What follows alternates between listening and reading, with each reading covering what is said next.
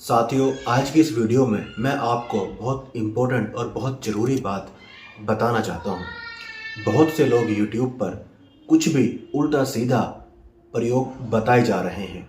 कोई कहता है कि आप हाथ पर या हल्दी से लेप करना शुरू कर दो। कोई कह रहा है कि आप शरीर पर 1 नंबर, 2 नंबर, 3 नंबर, हाथ पर, अपनी गर्दन पर हरे पेन से, ब्लू पेन से या लाल पेन से आप लिखना शुरू कर दो। इतना धन आएगा, उतना धन आएगा, आप अमीर बन जाओगे, आप करोड़पति तक बन जाओगे।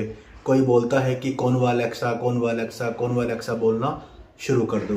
कोई कहता है कि कोई चीज़ यहाँ रख दो। कोई कहता है पीपल के पेड़ पर जल चढ़ाओ। साथियों, मुझे कोई एक ऐसा आदमी दिखा दो कि ऐसा करने से कोई अमीर बना हो, कोई कर्ज से मुक्त हुआ हो, किसी ने ऐसा करने से अपने परेशानियां खत्म करी हो, किसी की परेशानियां खत्म हुई हो।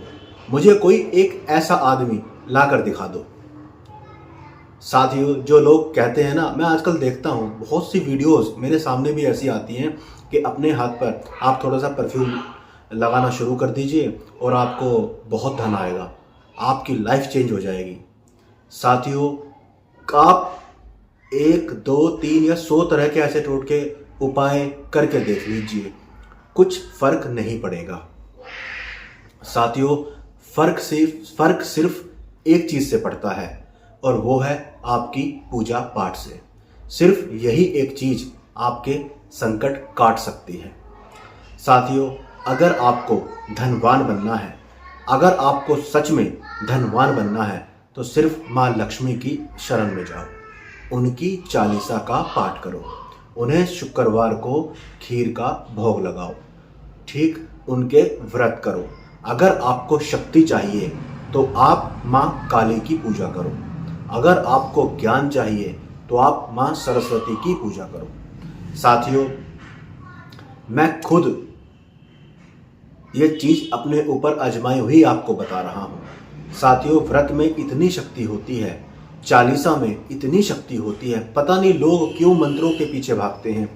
ऐसे ही कोई भी मंत्र अपनी मर्जी से उठा लेते हैं। साथियों, कभी भी कोई भी मंत्र अपनी मर्जी से कहीं से भी ना उठाएं, ना ही ऐसे लें। साथियों, ये मंत्र बहुत शक्तिशाली होते हैं और ये आपकी लाइफ को डिसबैलेंस कर देंगे अगर आपके गुरु नहीं हैं तो। अगर आपका मंत्र गुरु मंत्र अगर आपने गुरु धारण नहीं किया हुआ या आपने कोई दीक्षा नहीं ली हुई है, तो आप बिना सोचे समझे किसी भी मंत्र का जाप मत करो। आप चालीसा का पाठ करो, आप उनकी स्तुति करो, आप उनकी कथा पढ़ो, आप उनके व्रत करो।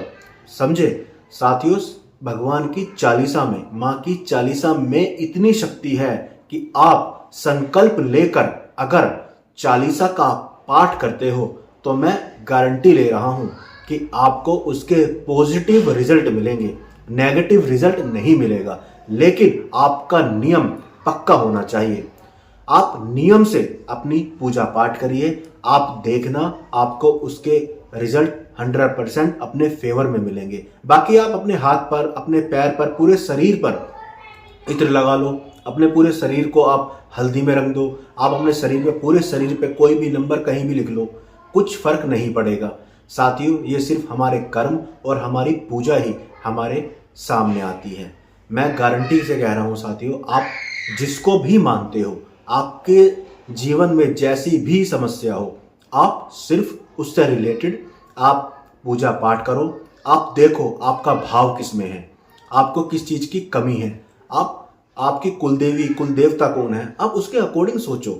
ऐसा मत सोचो ब्लाइंडली कि कुछ भी आपने ले लिया, कहीं से भी ले लिया, आप कुछ भी पूजा पाठ करने लग गए। नहीं, आपका भाव जिसमें है आप वो चुनिए, आप उन इष्ट को चुनिए, या जो आपकी डेट ऑफ बर्थ है उसके अकॉर्डिंग आपके इष्ट कौन है, आप उनकी पूजा करोगे तो आपको पॉजिटिव रिजल्ट मिलेंगे। आप अपने कुलदेवी या अपने कुल देवता की पूजा कर सकते हैं अगर आपका भाव है। सारी बात सिर्फ भाव और भाव की ही है, सिर्फ भाव और भक्ति आपको सब कुछ दे देंगी। अगर आपको मंत्र भी नहीं आता, आपको पढ़ना भी नहीं आता, सिर्फ भगवान से बातें करना शुरू करो, सच्चे मन से, बिल्कुल सच्चे मन से उनकी पूजा पाठ करना शुरू करो।